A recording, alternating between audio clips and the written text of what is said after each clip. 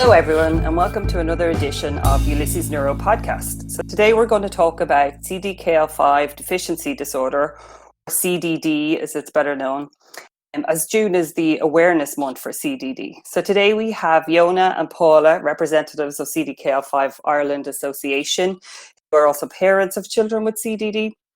We have Max, our CEO of Ulysses, who's also an academic PI as a research project in CDD. And we'd like to say hi to Carol as well, who's also who's also producing this podcast in the background there. So hi everybody, how are you all doing? Hi, all is good. Hi, good. Hi, Charlotte. For people who are not familiar with CDD, it's a rare genetic disorder that's characterized by early onset epileptic seizures and developmental delays and severe intellectual disability. Maybe Max, before we talk to Jonna and Paula, you could give us like a little scientific overview of CDD. Well, okay, thank you, Charlotte. So, CDD is a rare brain disorder, which was in the past classified as an epileptic encephalopathy. I mean, still, clinicians like to classify the disorder as an epileptic encephalopathy. So, the CDKL5 disorder.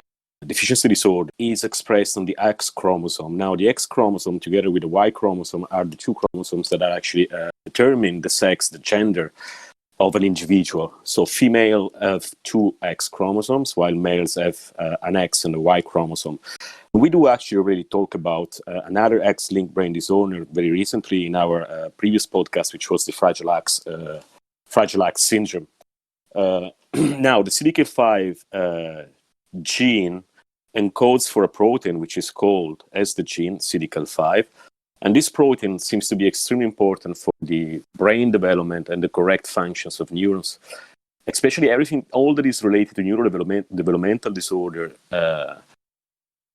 is kind of linked to the function of this protein. Now, what happened in the patients affected by CDD is that there is a mutation of the gene. Actually, there is more than a mutation. This is what makes the disorder is so complicated and so heterogeneous, because all those different mutations then produce an heterogeneous in the symptomatology. So it's quite of a real complex disorder. And I believe it has been calculated, more than 100 different mutations. So it's really difficult disorder on a genetic point of view. I would say in terms of the biology, that's all for the moment that is needed to know. As you said, is a rare brain disorder. You have said the symptomatology. Something else to say is that females are mainly affected, and it's very rare in males. And it's actually very rare in males because it's affecting them so badly, and it's not only the development of the brain that is altered, but it's the development of the whole body. So actually, when there is a mutation in the CDKL5 gene, what happens most of the time, if it is in a male, is that there is a natural abortion. So the fetus cannot develop. I think that's actually a really important point, is that CDKL5 deficiency disorder it's not just a neurological disorder, it affects the entire body and development of the child. Mm-hmm. Maybe, Jonna, you could maybe tell us a little bit about what CDD means for you as a parent. I suppose, thanks, Charlotte. I suppose I'd start by telling you a little bit how it presents with our daughter, Maya. While it is, as noted, it's a brain disorder, neurological disorder, and one of the main symptoms that we first started seeing with Maya was seizures, and still continues to be seizures. They're not the only symptom of the condition.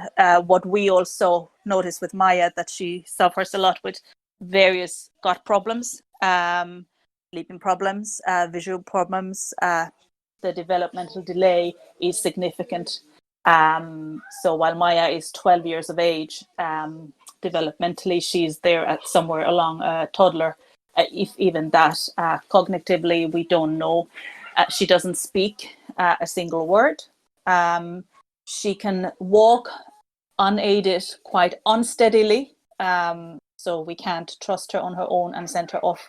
But she is completely dependent on 24/7 care by us as parents with her. So she needs being fed, she needs being toileted, she needs to be changed and dressed and all of that. So she's completely dependent on us, I suppose. So that's how CDD presents itself with us here, with Maya.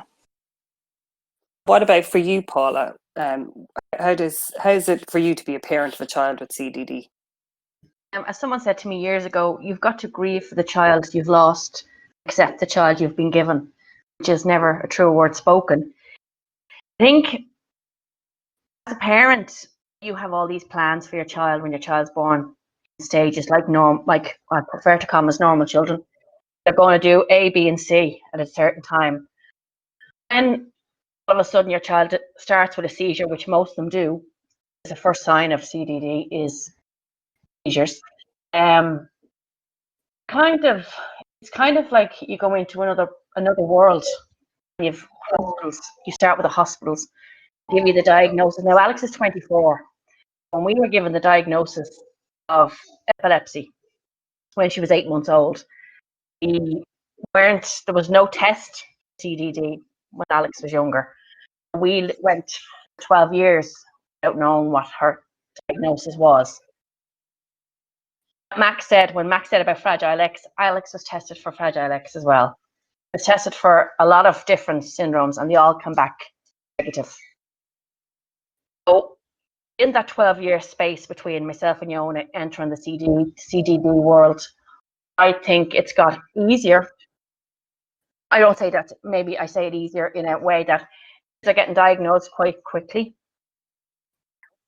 The test is there, but when Alex was younger, I needed to know what she had. It sounded a bit. I felt I needed to know what she had. Like Yoda said, it's the epilepsy. It's all the things your kids is not going to do.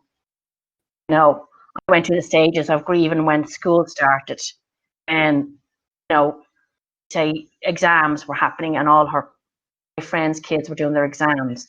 They were going to the Debs, or jumping ahead of myself maybe. We still went through all that grief in times. So it doesn't stop. When you get a diagnosis, you just don't go, oh great, that's brilliant. It's a lifelong battle of trying to get the best for your daughter or son, which I find the hardest. I found the hardest thing was nobody could help me because nobody knew what we were dealing with. I don't know, maybe Jonas feels the same, I don't know, but they dealt with the epilepsy, but that was it. That's the only thing they could help us with. Yeah. And to this day, actually, I might jump in there a little bit as well. The epilepsy is the main thing that is being addressed as such, because it is a neurological disorder. And while the epilepsy is the most prevalent symptom, and like Maya has seizures daily, and they're difficult seizures, and we go phases when they're easier to manage, and sometimes they're more difficult to manage, but they're not the only symptom. For us at home, I'm nearly saying if we were able to manage her gut problems, we would be able to, care for Maya better. And I have a feeling it would actually relieve some of the seizures as well, because they are a trigger for seizures. So, while we're being treated for epilepsy, it's all well and marvelous, but it's not the whole child. And going back to that as well, yes, it certainly changes the way you approach life. Yes, the child is still your child and you very much love them, but like Paula said, all your expectations, you need to completely zero them and start them from scratch. You have to let go of all those normal things that you would expect of a child.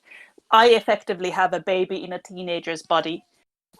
So I still need to carry on the things that you would do with a baby, even though I'm trying to physically manage somebody who's nearly as tall as me, starting to be very heavy and, is going into teenage years. So it is a life of caring, full-time caring with a child with CDD.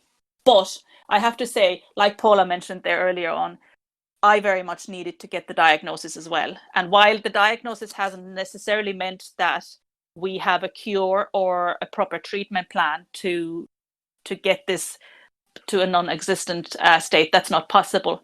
But what it gave me is the understanding of why Maya is the way she is, why some of her behaviors are there, why the things that happened to her are there. And then certainly with the diagnosis, I was able to find the peer group of other parents who have children with CDD, and that has been a big, that's where I would say I learned the most, because even our neurologists and our consultants that we have still know quite little about the condition. So the information comes from the peers.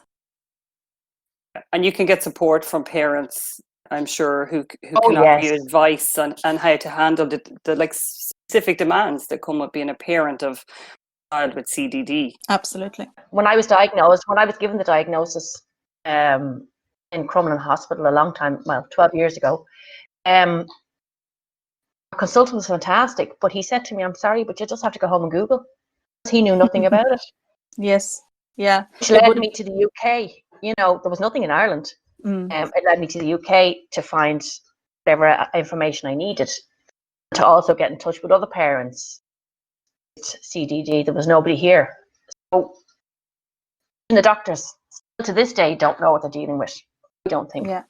That's very. That's quite much the same. Our diagnosis would have been, I suppose, more recent with Maya. Maya was 4 years of age by the time we got our diagnosis, and the very same. It was over the phone that we got the diagnosis.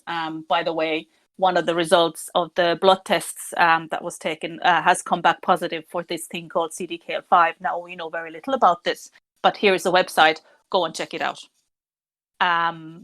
And unfortunately, that continues to be the case most of the time. I'm not sure if you're aware, but there was a recent study in Scotland carried out by Margaret Wilson's lab in Scotland.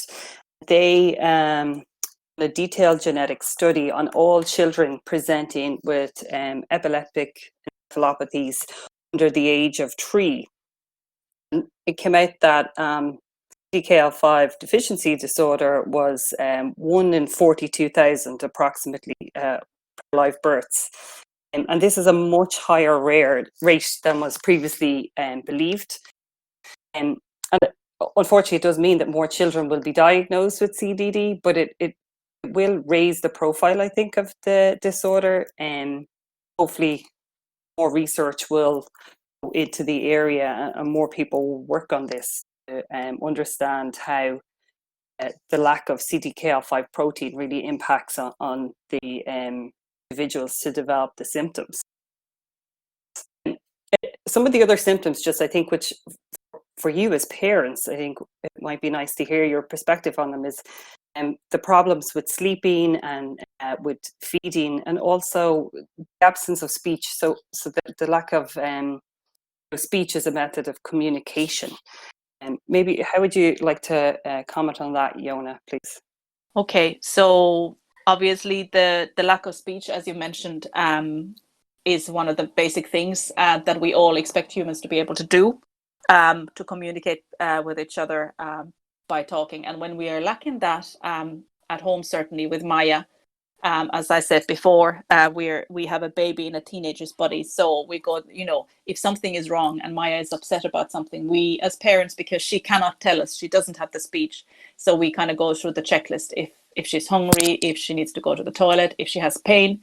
So it's a fundamental kind of a thing that it makes things so much more difficult as a parent when your child cannot tell you what is going on with her, how they're feeling, what they're thinking. Down from the daily things of which toys to choose, then to introducing new medications, trying to watch out for, as a parent, we need to watch out for the side effects and monitor very closely, because Maya can't tell us, is she getting a headache, or is she feeling antsy because of the new medication, or whatever it might be. So it leaves a more responsibility for us as parents. The sleeping is very irregular with her, even though we treat her with melatonin in the evenings, each evening. Sometimes it works, sometimes it doesn't. If she's awake, then me as a mother, I cannot sleep because Maya is able to walk around. If she starts wandering around in the middle of the night in the dark, she will end up hurting herself. So until Maya falls asleep, I don't fall asleep. I'm not able to do that. Sometimes I just need to give her extra melatonin, and sometimes even that doesn't work. So that's exhausting.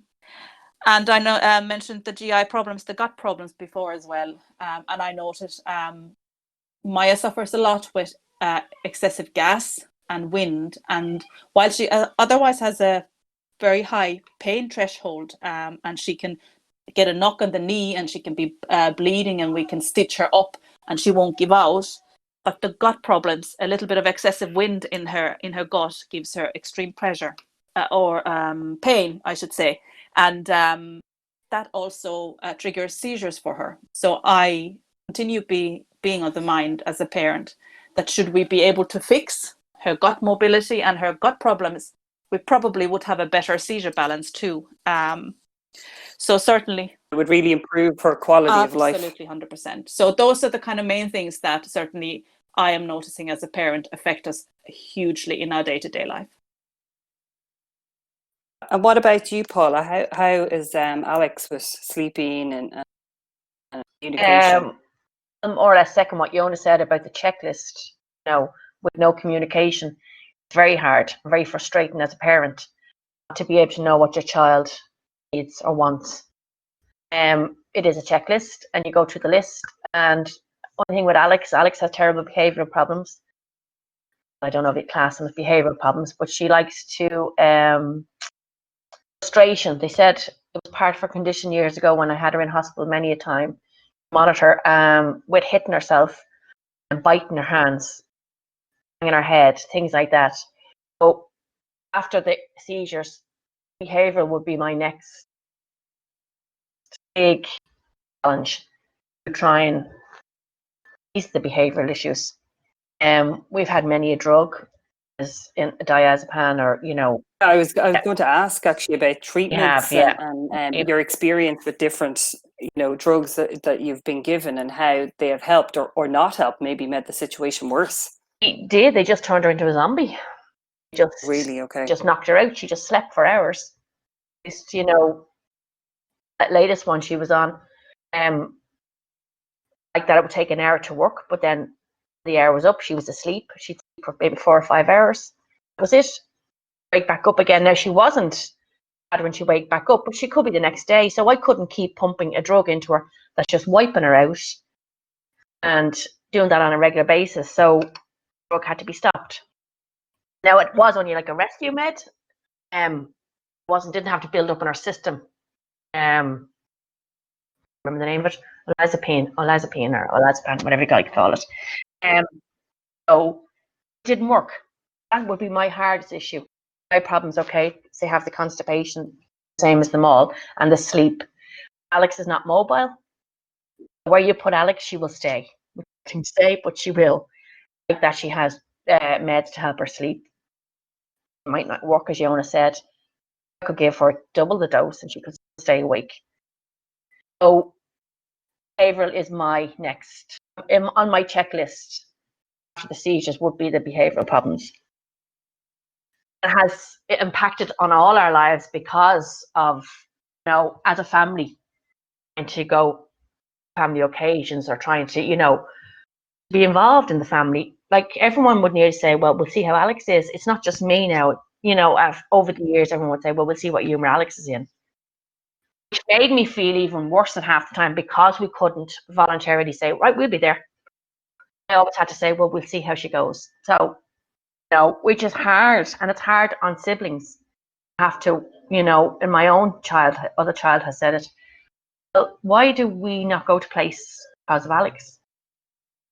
Just, and it must be hard on other kids to understand. It is, and it's hard, and that's, it's onto not having the, I don't know what you would like to call it, the normal family life that other families have, which we don't have, and we never have.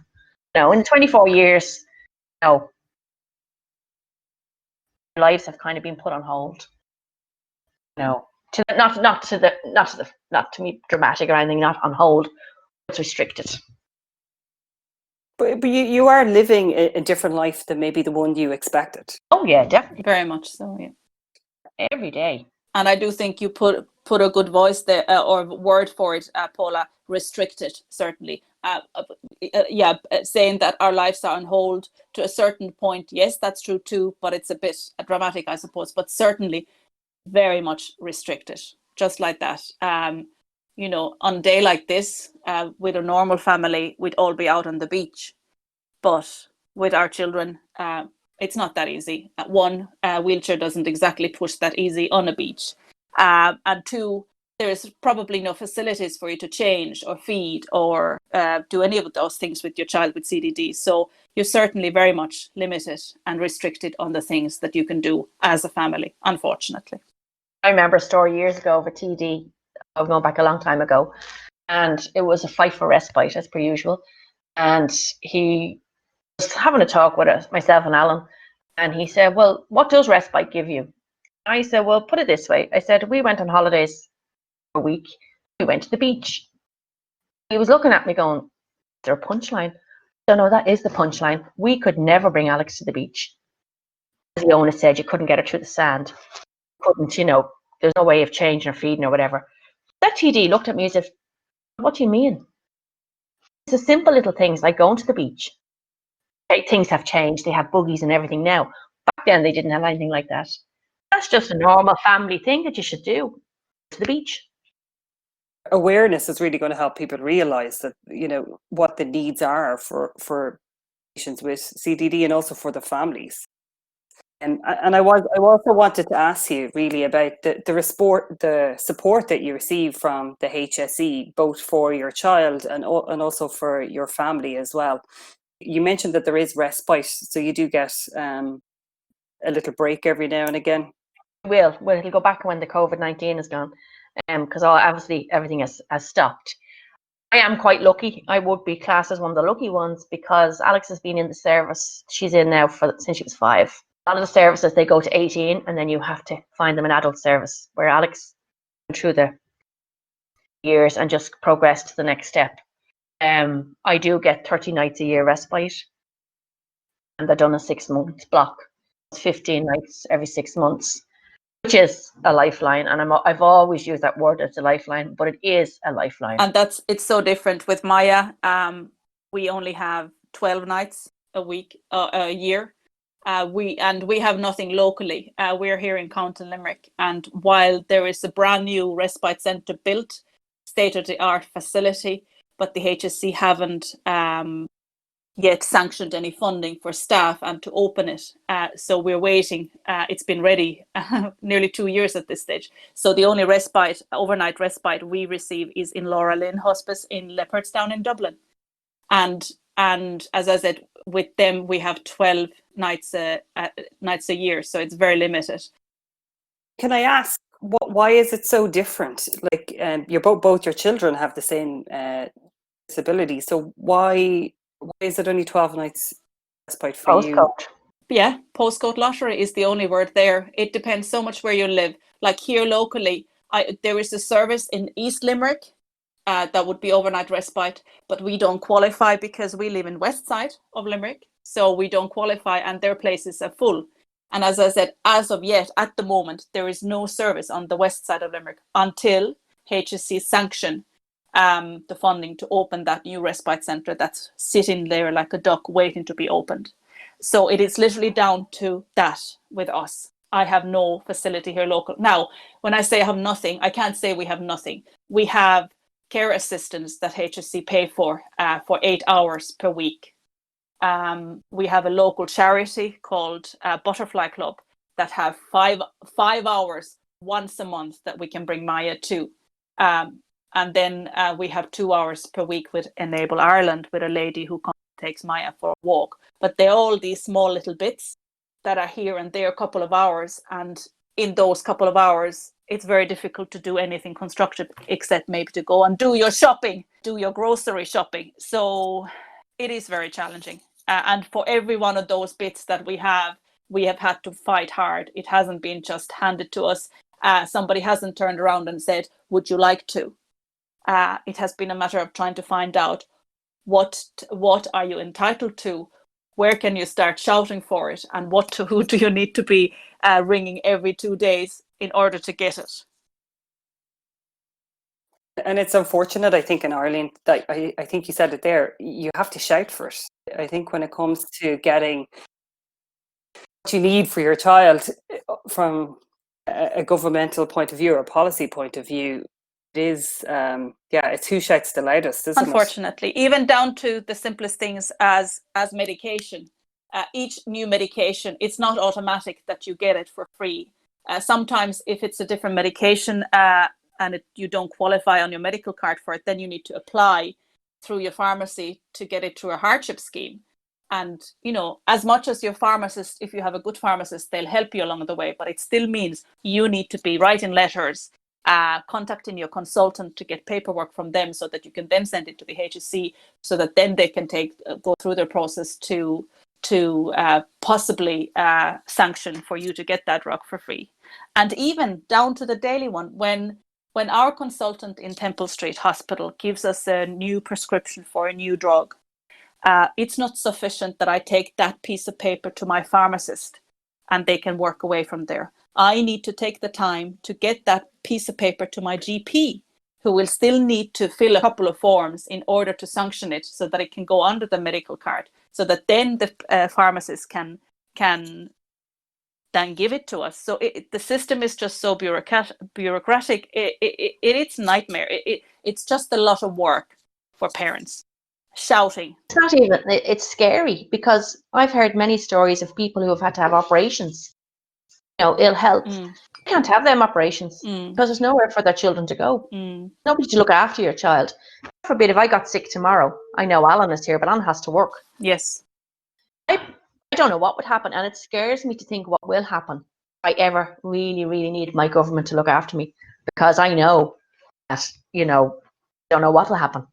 It's a fear I have, that if I do get sick or something happens to Alan, I'm on my own. You know, and there is nobody else out there.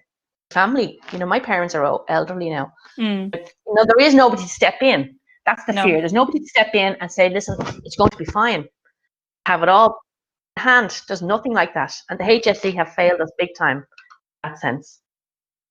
But I think it's through awareness is really what's going to help to bring around, you know, it's not even change. It's not even awareness. They know all this is happening because there's so many disorders out there. It's across the board. It's not just with CDD. It's with everything. That's true too.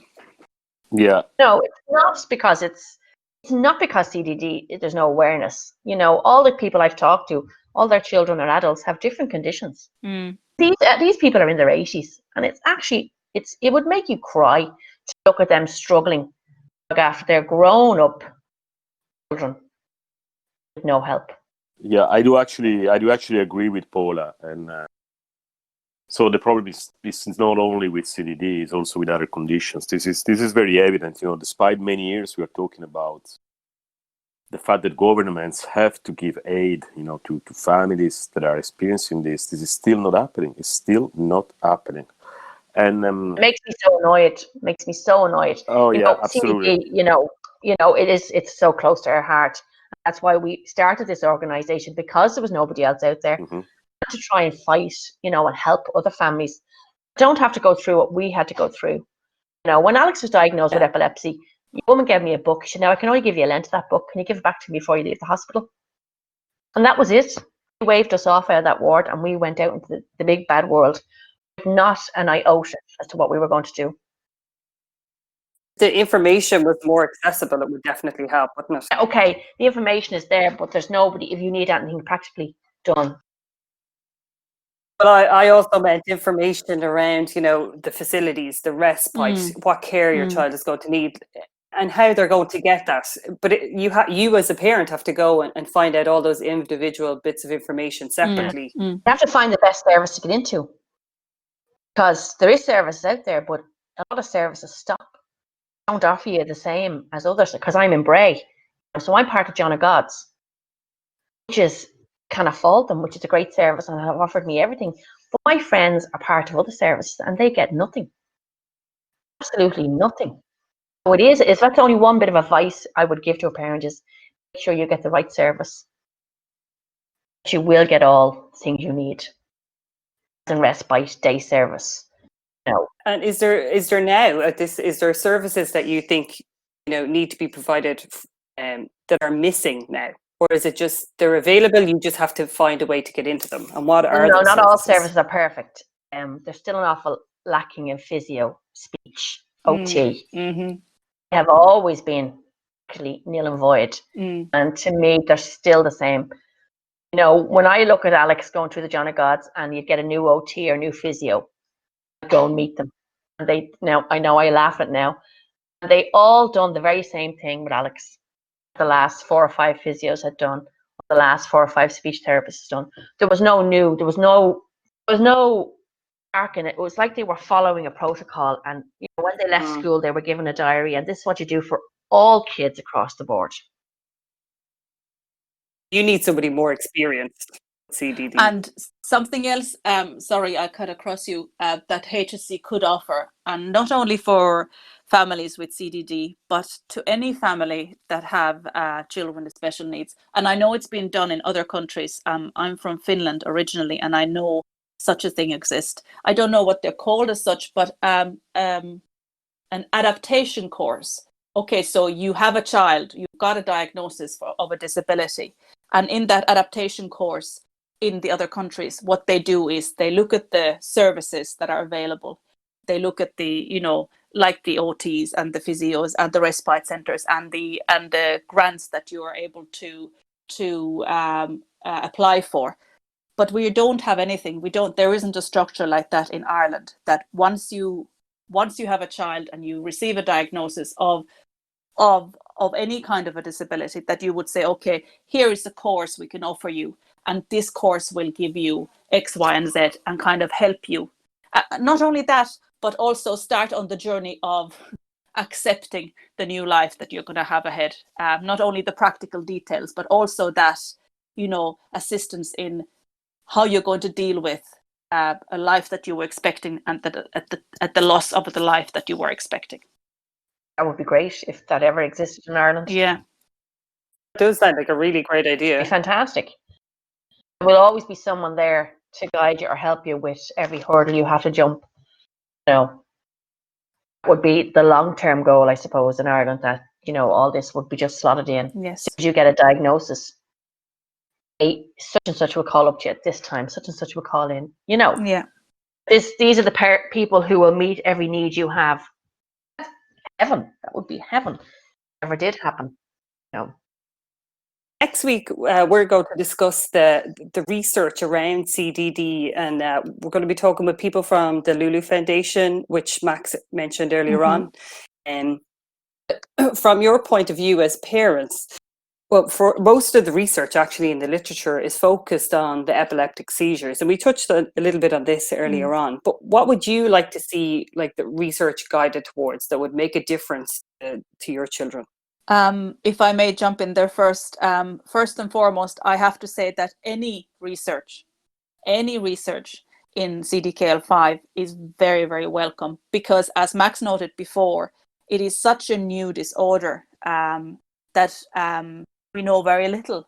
So whether it is still on the epilepsy and the neurological side of things, or it's something different, any research is very much needed, because only by research will we be able to know more, and we'll be able to then tread towards possible treatments or that are specific to CDKL5.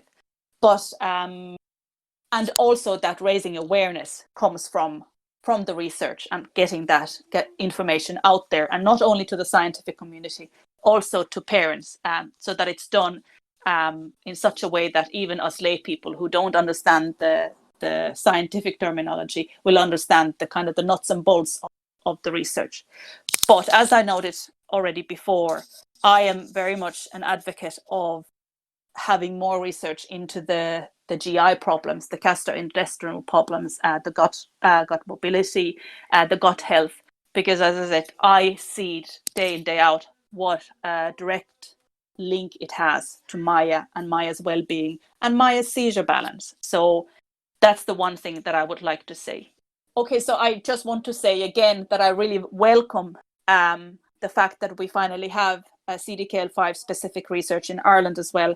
I've said this to Max before, but I want to say it again. I thank you wholeheartedly that you have taken an interest in this field. Obviously, it's very personal to me, but because so far, while there has been research going on, it has been in the continent or in the States or in Asia, and it has always felt that it's far away and far-fetched and nothing to do with us. So it's absolutely vital that we have some CDKL5 research in Ireland as well, and we possibly have a way of contributing to it ourselves as parents and patients. So I welcome that, and thank you for that. Well, Jonna, thank you very much. We are happy to give our little contribution, and I guess whatever we will try to do, we will really trying to do it with a lot of passion and trying to contribute in a good way. And really for us, what is really important is at the end is it's doing something that will benefit the patient. And this is the kind of research we're doing in the lab. And really this is the main objective. I would like also to comment on a few things you have been talking so far. So concerning the weakness of the healthcare system, it's not only in Ireland, believe me. We also work with other countries concerning CDKL5. We got some support, and we do thank them very much for that from the CDKL5 Italian Association. So we have been talking with parents from Italy, and part of our research will also involve analysis of samples from Italian patients that will be analyzed here in Ireland, and also talking with them, and especially during this terrible period of lockdown, and how much Italy was affected. There was absolutely no help for the families, and we have more patients in Italy. Absolutely no help. I mean, those families have been left completely alone. And I think this is a shame. So I can assure you that we will try to make sure that this podcast will be listened by someone that may try to do and to act. So for sure we will try to make this podcast to be listened by the HSC and see what we can do. The other comment that I have, but it's more than a comment, it's actually a question, because again, as you said, and thanks for that, it's great to have research in Ireland, but it's also great to have an association like yours, like CDKL5 Ireland. So I would like to know a little bit more about the association, when it was created, how it was created, what do you do, and also how do you support yourself?